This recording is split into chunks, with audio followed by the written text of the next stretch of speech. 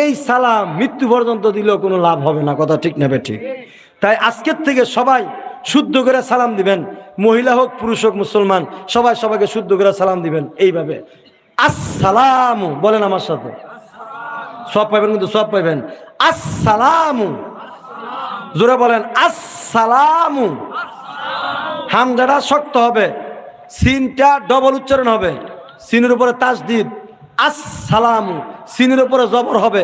অনেকে সিনের নিচে জের দেয়, আসসালামু না, আসসালামু না, অনেকে আসসালামু আলাইকুম না, আসসালামু বলেন তো কেবে, আবার বলেন আসসালামু আলাইকুম,